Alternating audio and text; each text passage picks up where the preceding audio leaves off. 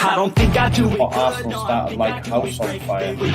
Signing number 2 for this new era.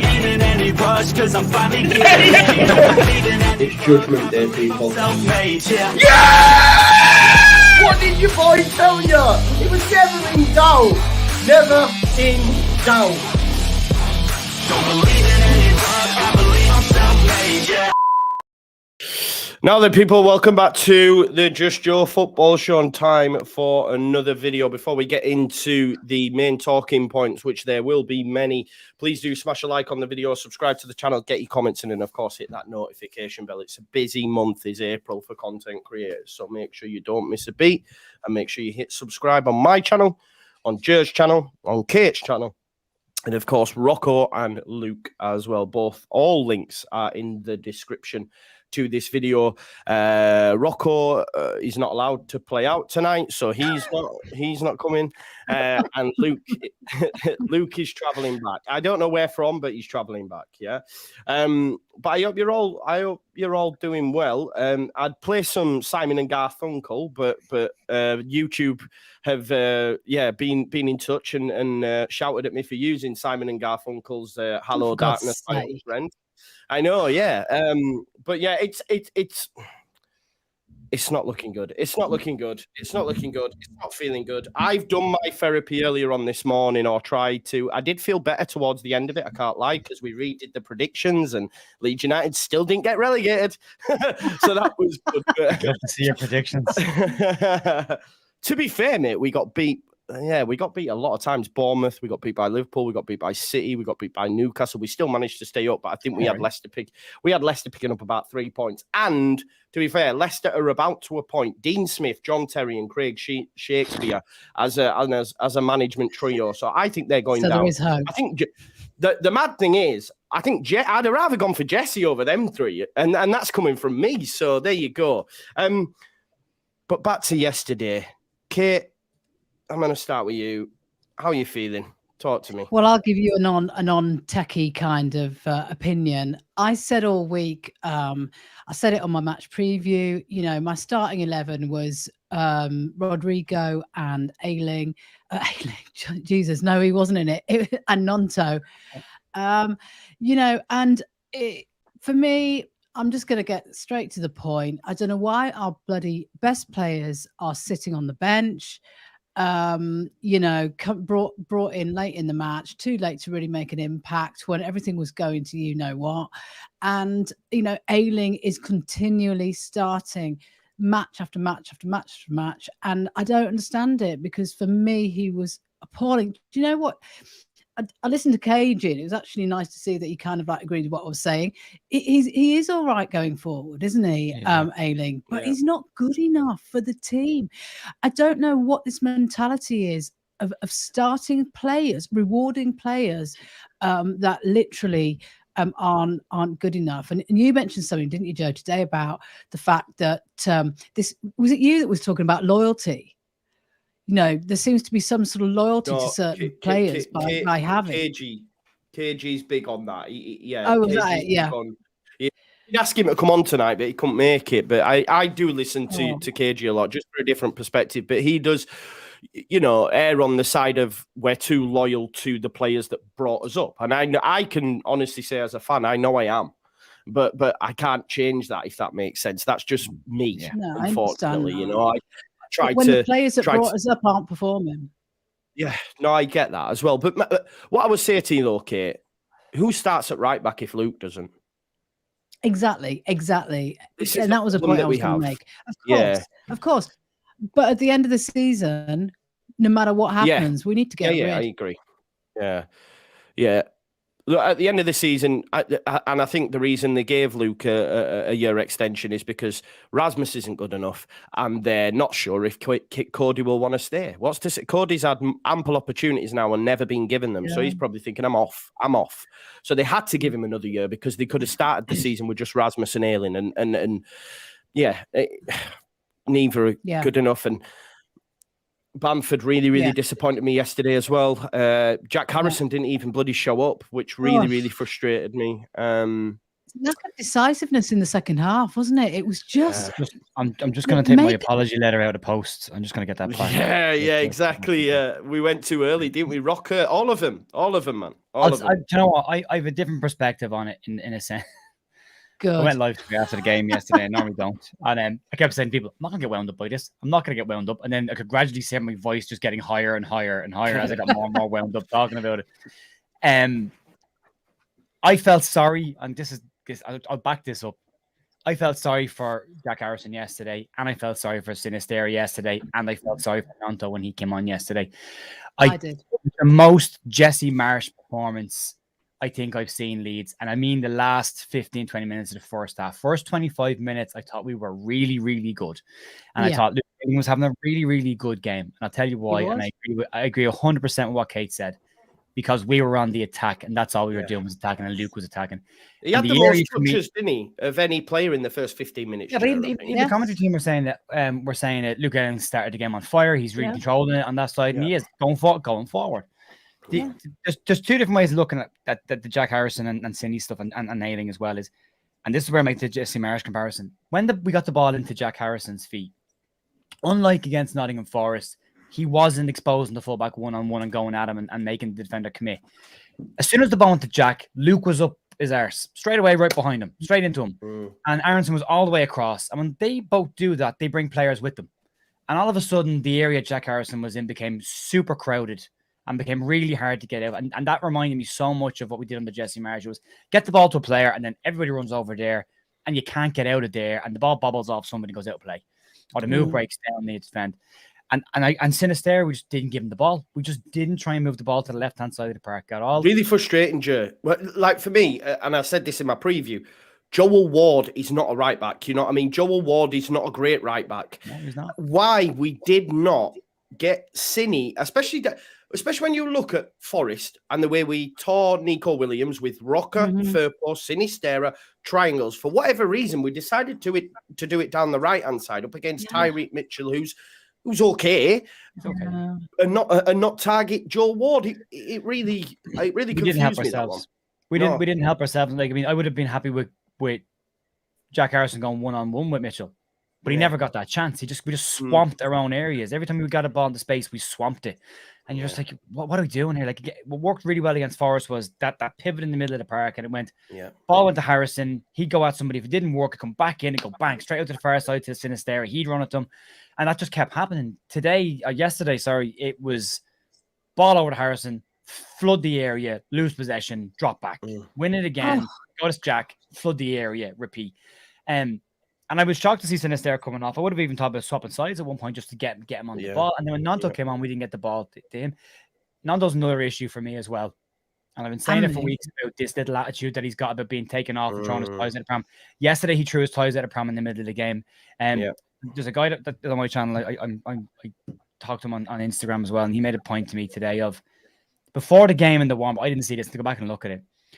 Rutter, Somerville, and Nanto were playing rock, paper, scissors during the warm-up and chasing each other around the place and not doing their warm-up. Now, do you think it's like a lack of discipline, generally? I think it was, but there was something went on. Again, there's lots of rumors flying around about stuff that maybe happened in the dressing room and somebody on their phone and someone didn't like it and things were said. But to see the collapse in the second half of any kind of shape, any kind of form, any kind of ability, we couldn't defend 1v1. We couldn't defend 1v3 at points as well. That their third goal was they went through three of our players, like they weren't even there.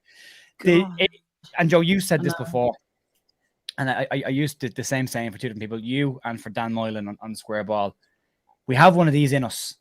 Now, Dan Moylan means we can beat somebody, anybody on our day. And I've heard you say before is when we collapse. And Aston Villa last year was one of those situations. It happened earlier on this season as well. And it's happened again yesterday.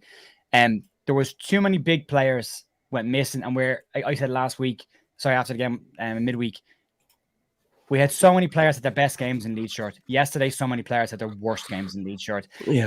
I don't disagree with the starting 11 in as far as I would have rewarded loyalty there. I would have said, he's played well against Nottingham Forest. We got a result. JJ, but why is that when week in, week out, Bamford, you got that goal. But generally speaking, I mean, I just like...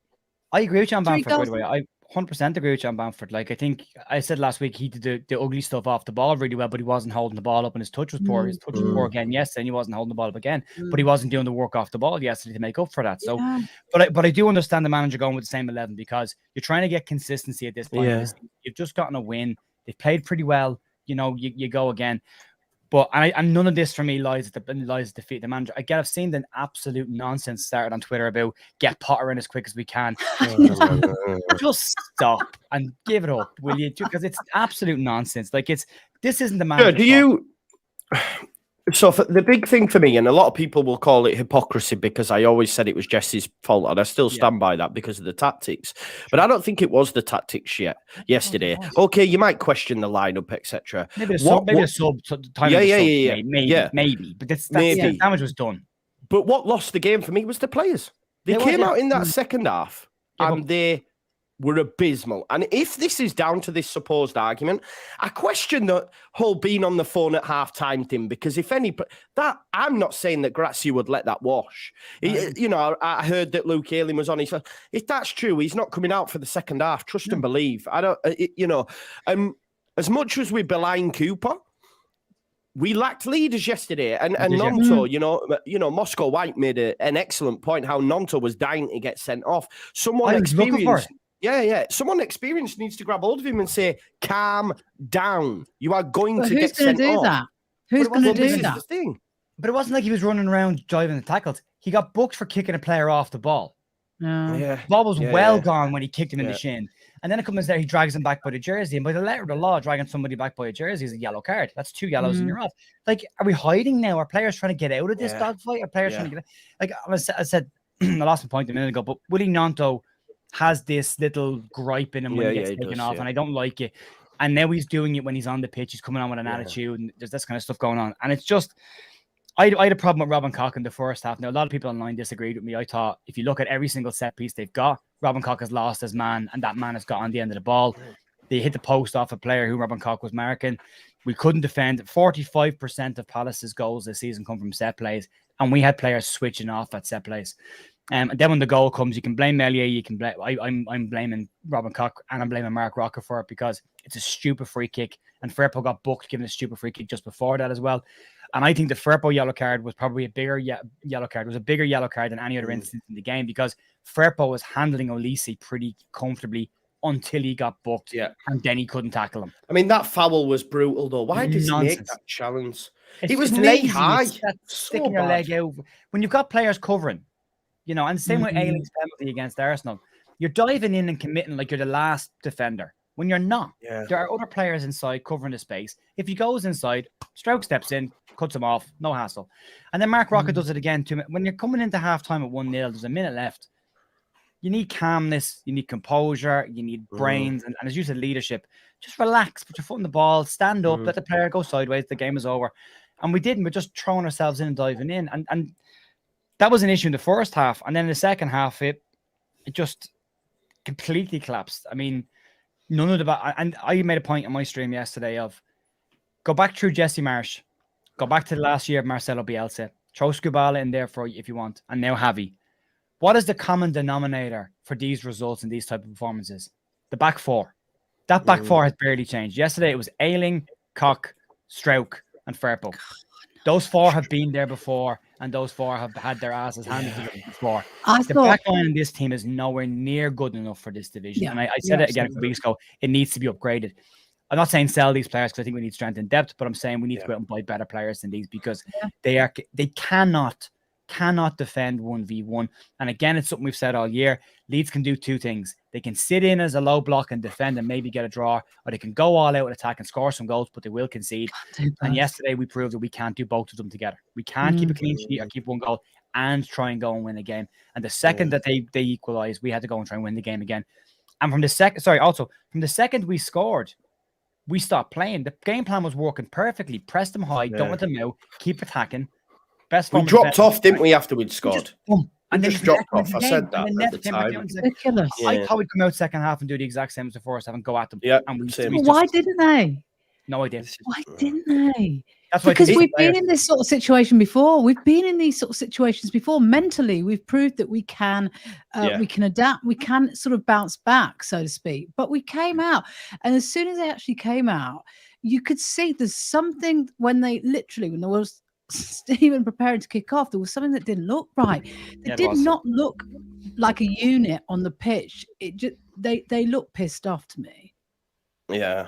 There was something disjointed about they just didn't seem, I don't necessarily believe anything did happen at halftime, but I have my own take on if something did happen or if someone says something. And my exact take was if something's going to leak out of the club, it'll be Pat Bamford that leaks it out. And I think Pat Bamford's a problem. I'm really starting to get to the point where I'm looking forward to seeing Pat Bamford move on. Not only is it because he's walking around again yesterday, bitching and moaning and pointing fingers and shouting, waving his arms and diving. The diving needs to stop. I know we got a free kick from it, but it's the diving from Aronson in the second Aronson half. and Rutter when he came on as well. The diving. Yeah. Mate, what was that dive in the penalty box, man? And he even got a VAR check with the laugh that when I had VAR it was check. embarrassing. I laughed out at that time. We're like 4-5-1. I think it was 5-1. I think it was. And I was going, what is he doing? What are we doing? It's the way he waited for the contact and initiated it and then actually threw himself. Still even then tried to go for it. And you're like, are you taking the piss, Rutter? Yeah. But if you go back to the first half, there's an incident where Bamford goes inside one of the Palace players. I can't remember who it is. And he swings a leg, wins the ball. And Bamford just grabs his shin, hops on one leg and then throws himself on the ground. And he got a free kick for it. But every replay that I saw of it, there's no contact. There's not even close to contact. And he's rolling around on the ground. And I know people are like, well, everyone does it. But I don't want to see Leeds players doing that. We're supposed to be better. We're supposed to be a tougher side than that. And I don't like desperate. Then to see him pointing fingers at people and blaming people when like every ball that's gone up to you has bounced off you. You scored a goal. Great. But you're supposed to. But every other ball that's gone up to you, the hold of play was non-existent. The work rate, the press wasn't there. There was a free kick. There was a free kick, right? And he chested it. And it nearly ended up near the fucking corner flag. And I lost my shit. I lost my shit at the time on the watch-along thinking, because it was a good free kick, that. And he couldn't control it was. It caught him off guard. And a proper striker controls it and finds the back of the net for me. Yeah, it's difficult. Yeah, but it's the way that it's the way that he chests it and it ends up near the corner flag. It's just and listen, I'm a big Bamford supporter, but yesterday it pissed me off, man. But 3 goals all season, Joe. Yeah. I know. But if you take the injuries out, Rodrigo sitting on the bench. Pardon? I don't know if Rodrigo was fit enough. I don't know if Nanta was fit enough, but they need to be fit. Yeah, and Vober again is the one that's missing. Yeah, but it's my god, it's kind of if Pat Bamford can't do his job correctly and do it well, then he has no right to point a finger and moan at any other player on the track until he's performing consistently. Which that was like Ailing with Christensen in the what match was it? Was it in the Wolves match? Arsenal again, was it? Can we? Oh, was it Arsenal? Yeah. I don't want to see Rasmus playing at left back ever again, because that was brutal. That little 15-minute on the bench. I think this is the problem, isn't it? Like he played well in midfield, etc. And look, I'm guilty of it probably more than most. Like we win a game, someone has a good performance, and I'm like, I told y'all, yeah, they're amazing. I'm aware. I am aware of this though. It's a personality trait. It is what it is. We all do it. Yeah, no, exactly. Yeah, this is it, mate. Yeah. I'm on a podcast, the 12-man podcast that has fans of all the relegation fight, and I've been saying to them all week in that group chat, Palace are getting smoked. Where we started the game, I messaged, I went, told you, Bamford scores. I went, woo. I said at half time, we should have been 3-4. We lost 5-1. So you can tell that, like, but that's how I am. Like, it's not lies. I'm just like that. But I get called out for it on mine as well. Yeah, we did over-egg Rasmus. I'm worried that we've over-egged Strauch as well. He had a decent performance last time out, but I don't think he was great yesterday. Cock really missed Wobie yesterday, though, didn't he? Yeah, he was lost, completely that's lost. Been getting gradually worse every game that we've obviously. Yeah. Robin Cock has been getting wobblier every single game. Yeah. Just quick super chat there from Noel Cello Bielsa. Best forget yesterday and hope that Javi learned something from it. Hopefully come back strong against Liverpool. Well, if Liverpool play like they did second half yesterday, they won't. They won't. They're not at Anfield. I think Granit Xhaka, before the season before, when Arteta got into it with Klopp, the Liverpool crowd got up. Yesterday, Xhaka got into Trent. The crowd got up, and that was it. They're not going to have that luxury at Ellen Road. I'm convinced we can still get something, but it is what it is. John Shaw says you overhead Rocker too. Yeah, that's fair. Don't agree. Don't agree. He was great against Forest, weren't he? He was because he had one bad. Yeah. What I'll say is, and the balancing argument for this is, it's one game. It's one game. Yeah, it's not been the form for the last 7. It's one single game, and hopefully it's a horror show. But this is and I talked about this yesterday. This is the standard Leeds United overreaction. There is a massive overreaction when we win a game. It's we're back. Everyone's great, brilliant. Everyone's fantastic. We're all the best players in the world. That's because it's so rare. I know, but then when we lose a game, it's everyone's crap. Sack the manager. But it's not necessarily that. Isn't it?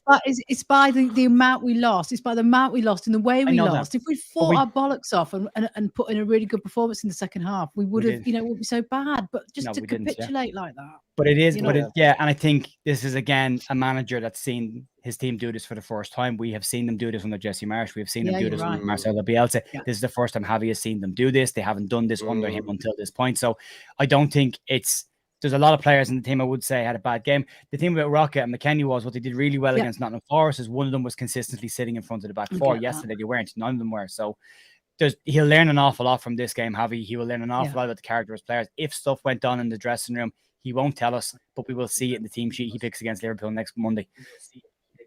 Yeah, definitely. I just want to. That's so unfair, Joe. Rasmus has never had a run in the team. He's had a long enough run, mate. He can't even.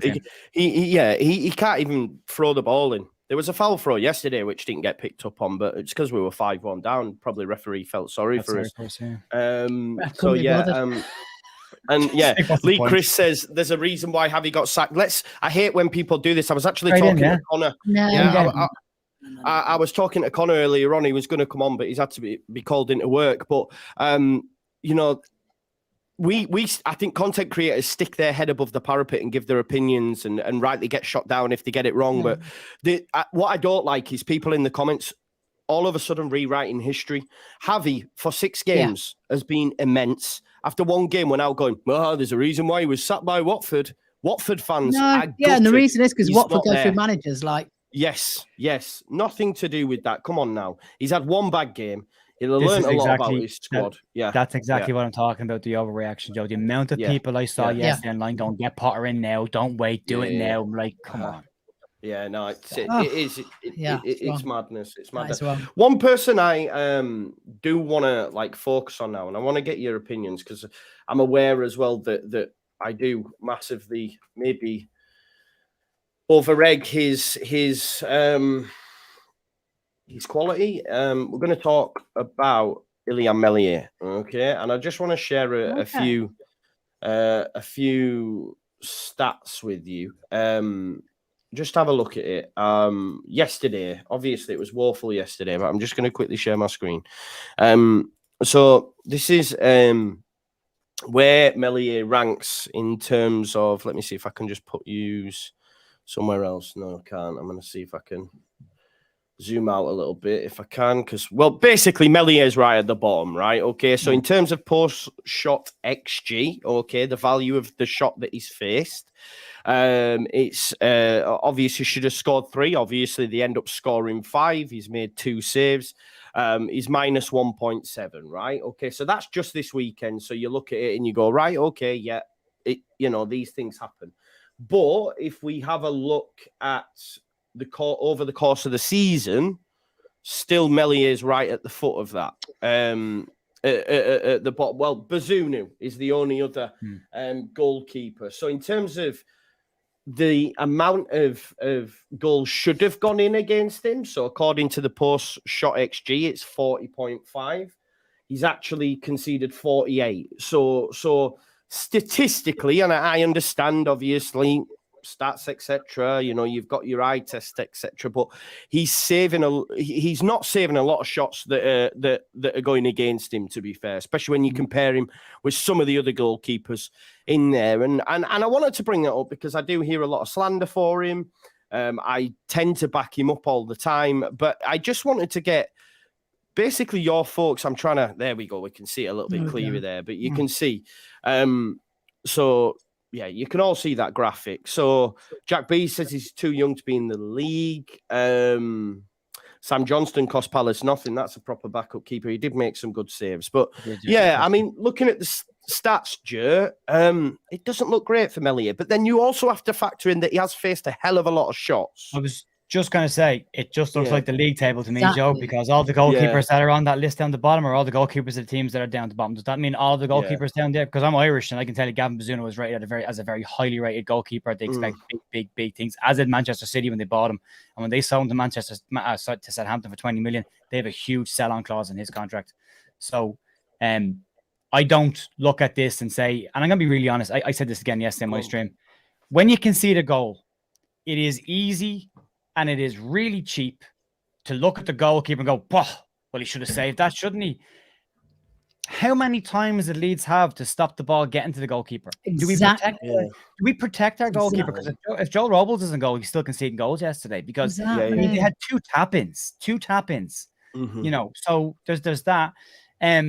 I don't think our defense does a good enough job of protecting our goalkeeper. I don't care who he is. I agree. You look at same as Southampton, their defense isn't good enough. They're not protecting their goalkeeper. Mark Travers at Bournemouth, Danny Ward at Leicester, Dean Henderson, who is a very, very highly rated and very good keeper that all the top clubs are looking at. Everyone wanted him last season when at Manchester United. Henderson's struggling as well because his team are down there. They are on average facing far more shots than any of the team keepers at the top of the league. They're busier. We don't protect him. He's a 21-year-old goalkeeper, probably is a bit young, but he has had some massive moments for us against Manchester City. Probably the best player on the park. Only for him, Haaland probably scores 5 or 6. You know, so he's had these great big moments of highs where people jump on. And again, it's this split down the middle of the fan base where it's half and going, see, told you he was great. And then the other half waiting and do bad thing going, see, told you he was crap. He's a good goalkeeper who has no protection from our back four at all. He is facing far too many shots per game. He was hung out to dry yesterday by some of the defending in front of him. I mean, it's a tap in for the first one. It's a tap in behind the Do you think he can do better with the first one? I think possibly, but you've got to look at it in the situation. So quick, though, it's headed across, and as he's moving out, your man gets across him. You're talking a yard of a gap between the header and the goal. So I think it's really harsh there. He maybe come out like this, comes out a bit bigger, maybe he can block it, but he comes to punch it and doesn't, and your man gets across him. So look, I'm not saying he's free of criticism. Absolutely, like he could probably do, but the one where they shot across the goal, and then the first, I think it was the third or fourth goal, maybe the fifth. There's two things on that. One, I don't think Robin Koch does good enough to get across to the striker to block the shot. But then when it does go by Meslier, it's very close to Melier's body, and Meslier looks like he's covering his near post and not his far post, and it goes past him. Probably on that one, he should do an awful lot better. I would agree with the XG. I would say we should have conceded 3 goals yesterday. 2 of them are probably his fault. Yeah. No, but I think we need to defend better. I mean, if you look, can I just say, if you look at someone like Aaron Ramsdale, who was he with before Sheffield United? Before he moved to Arsenal? Yeah. So, no, he was Bournemouth, wasn't he? Was it Bournemouth? Was he? Well, whoever he was with, he wasn't playing as well as he was now. And I think you're absolutely right. You know, the amount of shots that Melier's facing, because the back line's absolutely shocking. Do you know what I mean? He shouldn't even be getting that many shots to have to save at the end of the day. So if he was in a better team, you know, who knows? I don't blame him. Yeah, he made a few mistakes yesterday, but you know what? The rest of them were absolutely appalling at the back. So I can't blame him. You know, first goal, if Robin Koch marks the defender or the attacker, or even tries to lean in and put pressure on the header, which again he didn't do for the one at the post on. I don't think that ball ever gets to the goal scorer. If the back four do their job and block the shot correctly on the edge of the box, it doesn't diddle through to the Crystal Palace striker who's standing on our penalty spot because Christensen's keeping everyone onside by 4 yards, and that's a tap in from there. That doesn't happen if the defendant's done correctly. The second goal, Luke Ayling goes cross field with it, loses possession, goes down the right hand side, cross comes in way too easily. It's a header. Man beats Ayling to the header, back of the net. He's not saving that. That's 3. So I mean, if you go back through these goals and look at them, they're preventable goals, but you're relying on your defenders to defend. It's literally in the name of their job. And our defenders are really poor. We're too easy to play through. We're too easy to play around. And because of that, our goalkeeper faces far more chances than he should. No, yeah. That clears it up. Philad Soul says, give him a break, chap. Can't do it alone. Listen, everyone who watches me regularly will know I'm a massive, massive fan of Meliet, and I always stick up for him. But having seen the data, I do read all your comments. There's been a lot of people calling him out. So I thought I would open it up to the panel, and they've given me their opinion. I think we're all in agreement that Meliet is a top goalkeeper. And you're right, Ramsdale went down with both Bournemouth and Sheffield United. And I remember Arsenal, when they did sign him, were getting battered, saying, he's been relegated twice. So there's a lot in that as well, like you say, because now he's up there, right? I'd pick him over Pickford for England, but that's just my opinion, you know what I mean? Other people will go with Pickford. But I'm just trying to think. Defenders in front of him, like Ayling. I mean, that is really his caliber, isn't it? Really, Championship football. But we've got no one else at the moment. But he needs to be. I mean, obviously they'll keep him on in next season, but we need to prioritize getting our defense sorted out and utilizing the forwards as they should be utilized. Well, if we stay up, we move into year 4, and year 4 of this master plan that we have is pushing European for football, isn't it? Yeah, pushing for European football. Year 4 was pushing. Year 3 was survive. Year 3 we can build it. We can upgrade the stadium, which apparently is going to take 3 years to do one stand. If their timeline's 1 year to build the top half, 1 year to build the bottom half. How many seats in the stand? I think it's going to be the same as the East stand. I think it's going to be the double tier, right? So I don't know how many seats are in that, but it'll be decent. But at the same time, it's a year to build the upper tier, a year to build the lower tier without reducing the capacity, and then a year to kind of mold it all together. And that's 3 years to build a stand. So that's at least another 5 years till I get my season. We'll be in the Championship and probably back in the Premier League by the time that actually happens. But that's year 4 of the master plan was push for Europe, and that was the big one. So if there's going to be a spending spree by Leeds, which I doubt it, but if there is going to be a spending spree, and again, it's something we talked about before of Leeds operating in that 25 to 35 million bracket, where they need to be operating in the 45 to 55, 60 million pound bracket now with teams. Leeds need to go in and buy a proper Premier League caliber right back, not an up and coming prospect, not a somebody with a point to prove. We need to get a proper left back in who's consistent, right, and then keep Junior around. No issue with that. And we need to go and buy at least 2 top class centre backs who can handle it in this thing. Now, top class is relative. I don't mean Champions League level centre backs. We're not going to get them, but established Premier League level, right? Yeah, but I look at yesterday. I see Joachim Andersen and Mark Guehi. They're for me top centre backs. That's my opinion. They're a mid-table side now. They're now a confirmed mid-table team. So yeah, and we're not. So that tells you and again, this is something we've said before about. Maybe this team isn't as good as we think it is, but maybe they've got big results in them every now and then. But the consistency, and that's what separates good teams from poor sides, is consistency. Good teams can be good consistently. Bad teams can be good every now and then, but more often than not will let you down. And unfortunately, we are where we are because we're not consistent enough. Let's obviously Liverpool next Monday. I think the thing that I like the most about Liverpool next Monday is we'll know where the land lies. Come Monday night. I think looking at it, I looked at it earlier on my stream. If Leicester and Southampton both win, bearing in mind Leicester have got City, I think Southampton have got a tough game. So even if both of them win, we still won't be in the drop zone. And then I forget who's at the top of the drop zone. Bottom. So it's Southampton, Leicester. Who else is in there? Forest. So Forest have to beat Man United. That's it. So the only way that we can be in the drop zone, even if Leicester beats City, which they won't, even if Southampton beat Palace, which they may, you just never know, Forest would have to beat Man United. If Forest beat Man United, then we could drop in the drop zone. But I don't think they will beat Man United. Casemiro's back. You just never know, but I don't think they will, right? So even by Monday, we might not be in the drop zone. And we can look at that Liverpool game with a little bit of a sigh of relief and say, do you know what? Even if we get beat, it's not going to hurt us too much. But that's only if results go our way. But, Kate, for Monday, what changes do you want to see? What do you want to see Grazia's starting lineup to look? Because there needs to be changes now for me. I think he needs to say, do you know what? You were all given an opportunity. You embarrassed yourselves. You embarrassed me, and you embarrassed this football club second half. I hope he says this is that. what I'm going to do. Yeah. Well, do you know what? I totally agree with what you said before. We cannot start. There's nobody else, unfortunately, to start right back. Okay, so Aiden's got to start. Unfortunately for me, Woba. I read something in the chat that he's close to coming back. Has anybody got any? I think with another ideas week on that? I mean, that would be, He's got what, 8 days? No, 7 days from today. But 8 well, days I'm from hoping yesterday. if he's back, then that's a no-brainer, isn't it? Yeah. So that's going to be Ailing, Woba, Clark, and Furpo at the back, sort of back to the ones that were sort of there before he got injured. But I want to see Rodrigo and Nonto start.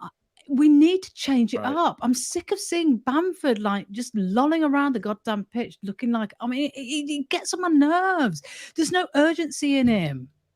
Having said that, caveat, I was really impressed with the way he started yesterday. I thought he was really positive. He just showed more energy than he has done and more commitment, and I was really impressed with that. But then it all tailed off after he got that goal. Harrison as well. I don't know what went on with him yesterday. I mean, generally speaking, but yeah, I just want to see something a little bit fresher, And not Rodrigo. Like Jorginho, shouldn't he be getting a go? Really shouldn't be. I think it's. No. I think he really for shouldn't me, be. it's really. He's not near that 11. He's not. He's nowhere near that 11. Well, why did we buy him when we could? Well, this is the thing. I was just about to say. Time he might be, but he's not right now. That's what I was just about to say. It's poor squad management again by the director of football, because we needed someone to replace Bamford now, not in 4 years' time. Should he go out on loan then?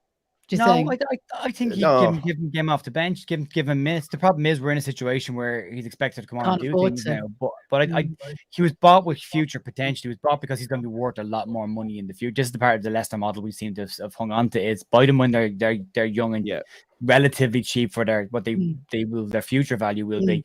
But and again, some people were saying last week, getting him on, started him the game. He was great when he came off the bench, and then you see the reaction after yesterday is he's brutal. Why do we pay 30 million for him? This guy will be a good player. But I don't think that was his fault. Well, you're right. I just want to jump in. Right, Lee says, why isn't he? Give him a chance, right? Let me just. I'm just gonna respond to this. Yeah, I heard the same when. I even forget his name now. He's playing in Scotland. What was his name? Coming through. No, striker, Leeds United. What was his name? Someone remind me in the chat, man. This is how bad it is. I can't even remember his name anymore. People tell me the guy that when Bamford was coming through and we were all saying drop him, play such and such. Not Snodgrass. No, we're not talking this, but I can't even remember his name, and I'm just about to throw you a big eulogy. The chat knew who I'm on about. Someone will Ryan Edmondson. Whenever Bamford was missing chances, right, all I would hear week after week after week was give Ryan Edmondson a chance, right? We are not a charity, right? We are not a charity. Well, why are we playing bloody Don Pullion, whoever you like. No, but what I'm saying is, Kate, I understand Rutter is light years ahead of Edmondson. He's light years ahead of Don Pullion, etc. Yeah, but we're in a relegation dogfight. Totally. I don't think he should start. No way. So for me, we can't be just going, well, let's just give him a chance. Carlisle now, whatever it is, he's at Carlisle. He went to Scotland. Basically, he's never going to play in the Premier League, and he probably will not, play in the Championship. And at the time, it was exactly the same. Now, I'm not comparing the careers of Rutter and Edmondson, but the point I'm making is the exact same things were said about Ryan Edmondson at the time. Like, we can't just be starting Rutter on a whim. We can't. Have We've we got 8 forgotten how games. long we spent in the championship? We're at the I back know. end of every season. The know. cry from everybody was, So give the why? kids a chance. Give the kids a chance. No. What is this thing about giving people a chance? You We've earn got your a spot on the team full team of in kids. training. These managers are these are professional people who have worked their entire careers. We're armchair supporters, and everyone in the chat and everyone on Twitter, we're armchair fans. We all think we know better than managers. We all think we know better than coaches. Yeah. You know, Can I just say? We'll just finish this little point. Sorry, Kate. No. I'm sorry to interrupt you, but Richard Roth has just said in the chat, Leeds are a charity. Bamford starts and he is crap. And I agree with that. Why is he starting every goddamn week? I don't disagree with you. And I'm not the only person that thinks this either. No, I don't disagree with you. But the point that I'm making is this won't just be said about Jorginho Rudder. It'll be said about Charlie Creswell. It's said about Cody Drama. It's been said about all these players. Give them a chance. And my comment to this is always the same. Why? Based on what? Based on what? Based on what are we giving Bamford a chance though? No, well, yeah. I'm not disagreeing with that point. I'm not talking about Bamford. I'm talking about the other 3 players. These are the ones that get thrown at us, right? Well, the answer is Rodrigo. The answer is you start Rodrigo. I agree with you. Bamford shouldn't be starting games. But again, I don't see what they do in training. We don't see what happens in training. There's a reason players are not in the team. There's a reason players haven't been given a chance. And, and I said it before, if Cody Drama comes back in the summer and Javi doesn't pick him next season, that'll be 3 managers that haven't picked him. And then you've got to start asking, none of us have an issue with Marcelo Bielsa. We all think he's the best manager we've had in a very, very long time. Yeah. He didn't pick Cody Drama. Do we know better than Bielsa? Because he didn't pick him. Now, I'm not saying he's not going to be a very good player, but we, as you said, Joe, we're in a relegation dogfight. You've got to go with experience, and you're hoping somebody like Bamford will just do his job properly, and he's not doing it. So when he gets to the next game, he doesn't seem to care though, Joe. Oh, he does care. He does care. He's attitude. Did you hear his post-match press interview yesterday? Like, he was so blasé about it. It was so like, well, we might have like done this and a bit, and I'm like, you've just been on the pitch for 90 minutes and this is all you can come up with. There's absolutely, it was a little bit this and a little bit that, a bit away, bit away, a bit away. Hey, I mean, come on. A little bit away, a little bit whoa. That's a retro there. I love that. A little bit whoa. There's a good point to that because it wasn't just, but at least he stood out in front of the media. McKennie did a very good press conference as well, but somebody else pointed this out. All of our players are very quick to get out on social media when we win a game or draw a game, aren't we? None of them have come out and said a word except for Robin Koch, who came out and said that wasn't good enough and we're sorry to the fans that left early. We're sorry. So at least he had the balls to get out in front of it and say to people, I accept that it wasn't good enough. I'm sorry. I'll make sure I do better. The rest of them have gone to ground. Like, where's your dancing videos now? Where's your, where's all this stuff? It's gone because we got. I don't think so, Scully. So they need to. that needs to change. So not even close, love. Kate's taking shots at the. Kate's taking shots at the chat, mate. She's taking shots. The other thing I'd say about Bamford as well is he made a comment, whether you liked Jesse Marsh or not. The comments that he made after the Nottingham Forest game, for me, were the final nail in Jesse Marsh's coffin. And when a player comes out and starts talking about the tactics being wrong and the manager getting it wrong, that is undermining what the manager is doing. And for me, Pat Bamford has that in his locker far too often. And if anybody in that dressing room hasn't been doing enough, it's him. So before he starts criticizing managers or tactics or players, anybody else, he needs to have a long, hard look at himself in the mirror and say, have I done enough for Leeds United? No. You spend more time on the ground and more time moaning and bitching about what hasn't gone your way than you do about digging in and working hard for the team. For 70k a week, Ja. Mental. £70,000 a week. I love this from D. He said, Leeds have changed, Kate. She used to be so sweet. Exactly. Everyone's buzzing for you tonight. I just want to defend myself here as well, Jack, right? Luke Ayling will go down as a club legend. Yes, he will. So being an emotional guy, I do feel like I have to defend these individuals. It's not his fault, and this is another thing as well. I'm going to rant tonight, Joe. I'm sorry. It's all right, man. It's what we're here for, bro. We need it. This thing as well, like Luke Ayling doesn't pick the team, right? No, so the manager puts him in there because the manager wants him to play there, not because Luke Ayling told him to play me, right? If there isn't a better option and Luke Ayling is the only one there, unfortunately, we have to settle for that. Can we all agree is the best option?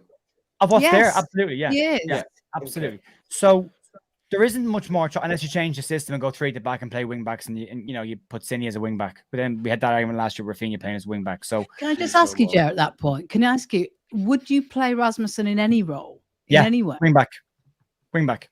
I would like to see us with. I said this earlier on the year on the Jesse. I would like to see us with a back three because I thought it would help Firpo and hide his weaknesses, and I also think it would hide Christensen's weaknesses because he can be very powerful going forward when he gets moving. Yeah. So, and even with Bill, it hides Bill's weaknesses, which are one-on-one defending.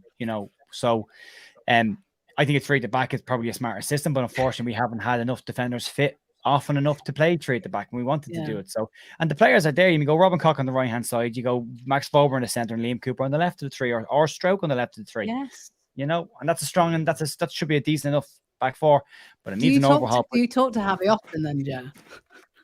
I think you should give him a bell. Get him on the old. To be honest, I would have Rasmus giving out the half-time oranges. That's what I would do. Yeah, giving him a rub down and that at half-time. I'm sorry, Rasmus, but I just don't rate him at all. It is what it is.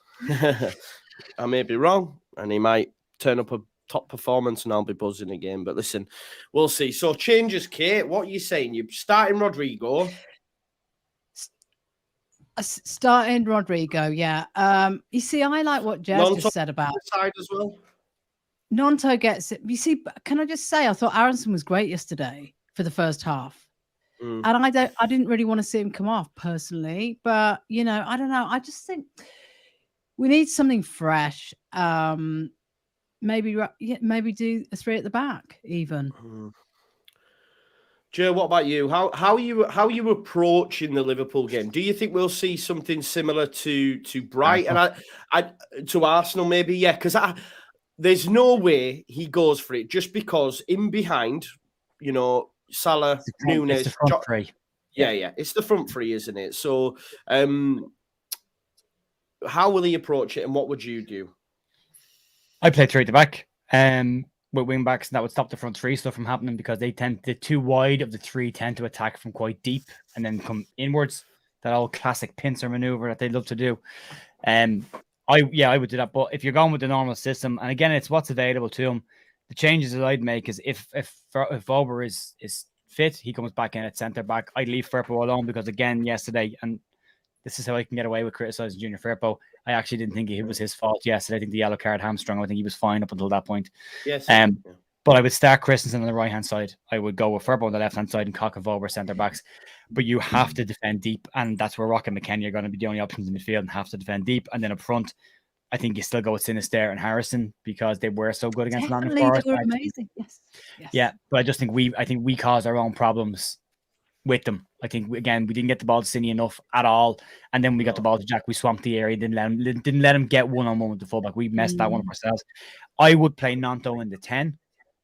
If I think he's built for him, I think it's made. I don't know why we haven't seen him in there yet. I think it's made for him, and I'd start Rodrigo. The only issue for me, and again, I've had these issues with some players that I coach.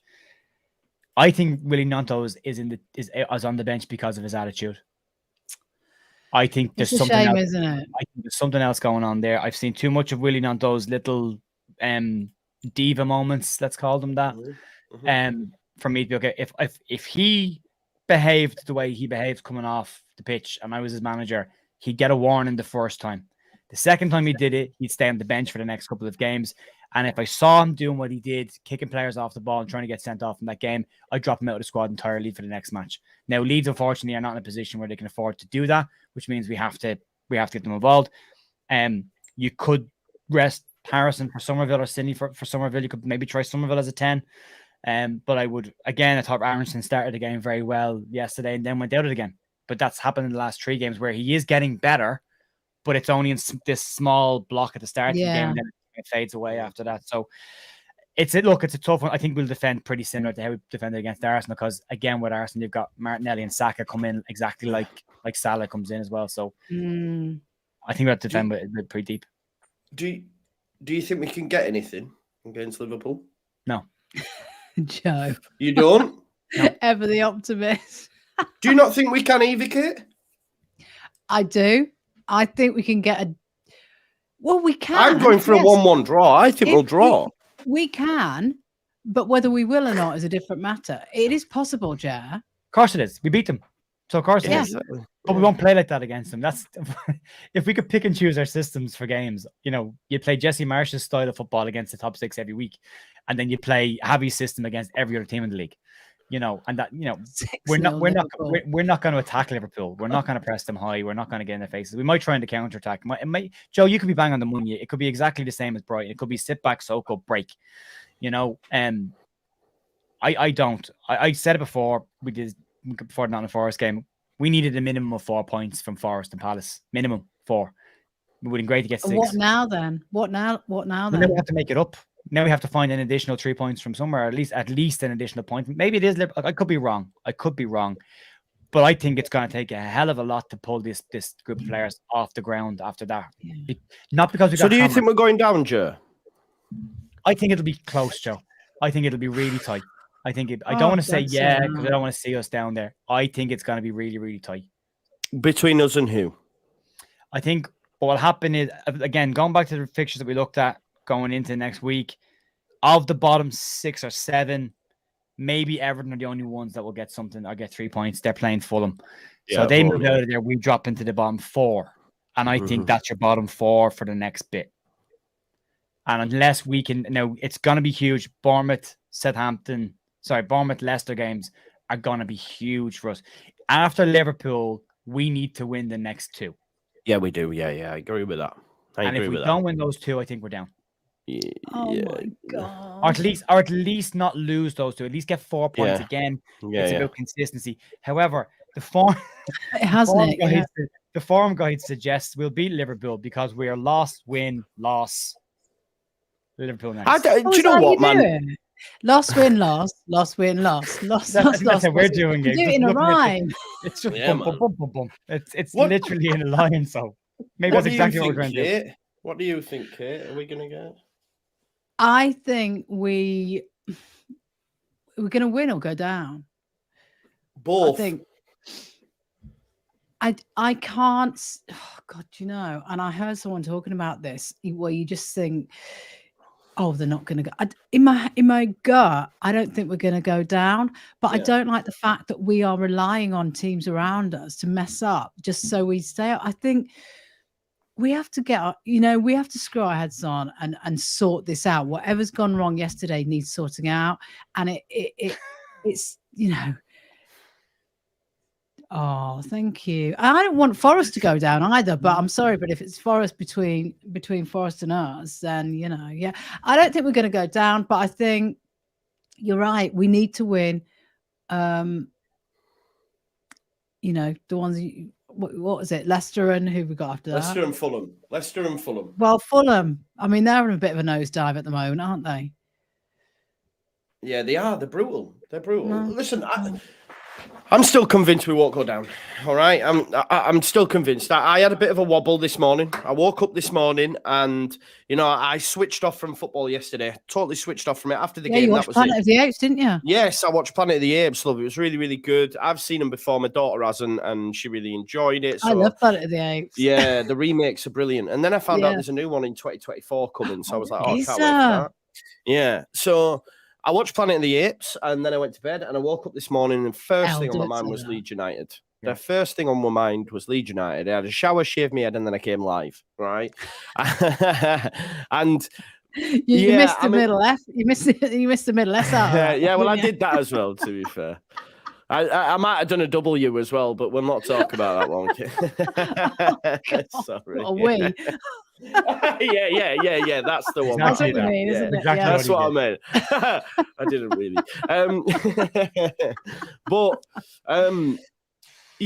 We won't go down. We won't go down because I just spat on me mic. Southampton are going down. They're done. Yeah, okay. Leicester are going to go down because they've just brought in Dean Smith, John Terry, and Craig Shakespeare, right? I mean, Dean Smith was sacked from Norwich, wasn't he? I mean, exactly. and he came in to do a similar sort of job. Do you know what I mean? Yeah. And it went off the cliff. So he's done. Leicester arguably have it in their own hands. So once they get they've got City Yes. next, but once they get past City, they've got Wolves, us, then Everton, then Fulham. So they've got 4 games in I don't there, think they'll beat Wolves. and then they've West Ham last day of the season. So if they can beat the teams that are down there with them, they're out of it. So it's still very much like if I was a Leicester fan looking at the running, I'd be there going, beat those 3 teams, those 4 teams. I think we stay up then, because they're so close.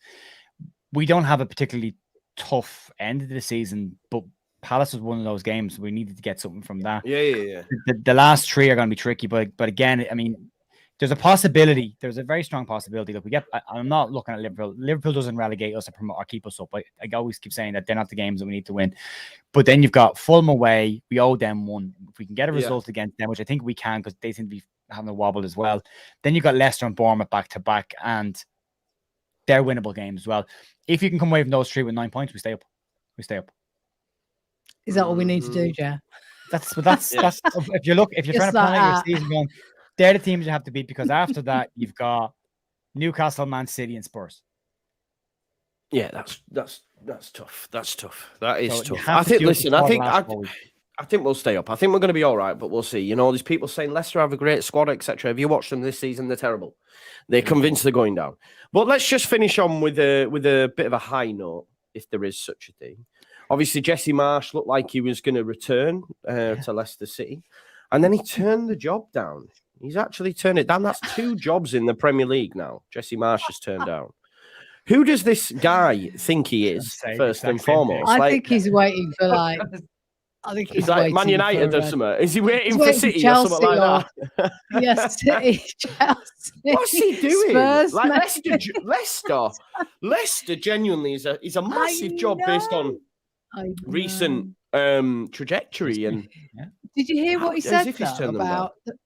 He basically said that what the main reason he watched yesterday's, he watched them on Saturday, and he basically said that if they go down, they need somebody with a different approach than him to sort of manage them next season, so to coach them next season. So that's why I ain't got a fucking Scooby Doo. I'm better than the Championship. Yeah, probably. Yes, Bielsa was better in the Championship, but he's a million times better manager than Marsch will ever be. He's got he has this. I kind of envy it in a little bit. I'd like to have a bit of this in my personality. He has an incredible opinion of himself. Yeah. Oh, I've got that. No, you don't, Joe. I can tell you you don't. You're a sensitive thing, you are. I am sensitive. You're right, Kate. But he genuinely looks to me like someone who believes he's a top 5, 6 team manager. Yeah. But he struggled in a top team in Germany, and he struggled in Leeds in the Premier League. So you take the job. You get to turn down the Southampton job. I said that's mental, because if he was ever going to get a job in the Premier League and prove everybody wrong, then he needed to take that job. And they were in a better position at the time, and he turned it down. Now he's turned down Leicester, and you're going, dude, you're running out of options here. Like, what are you doing? The only thing that's going to pick you right now to be a manager is going to be a team that need a manager right now. And not a team that's planning a long-term project here, because you're not that guy. So but also, I think that the same kind of thing with Frank, isn't it? What you were talking about the other day, Joe. Frank Lampard is like this entitled. He's entitled. He feels like he's entitled to do that job. What he needs to do in the real world is go down, manage a Championship team, and actually take them up, like he didn't do with Derby, and then earn the right to manage in the Premiership. And he's got some sort of like, kudos. And that's what Jesse Marsch needs to do. Take the Leicester job. If they go down, rebuild it, get them back up again, and then you've proved yourself. That's exactly what he needs to do, in my opinion. And what Frank needs to do. I mean, I can't believe what Frank's doing at the moment. Well, I can, because why wouldn't you? Yeah.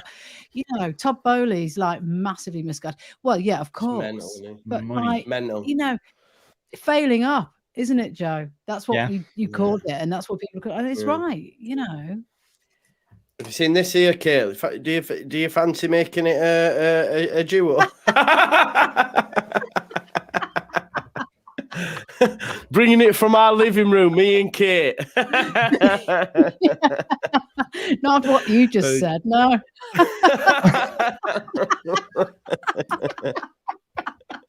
Thank you very much. Hey, God. I love that. Right. I don't know where to go from that one now. But yeah, listen, Leeds United are going to be all right. I promise you. Leeds United are going to be all right. We play Liverpool. Okay, Liverpool. you know, we take whatever we can. Yeah, no, we take whatever we can, right? We take whatever we can. 8 days. Right. Yeah, we take whatever we can. And then the next two are huge, aren't they? The next two, which is Fulham and Richard and Judy. The Richard and Judy of Leeds United content. That'd be all right, wouldn't it? Right, okay. I need to move on. Yes, we do. I don't think so, Carlos. Deary me. Move on.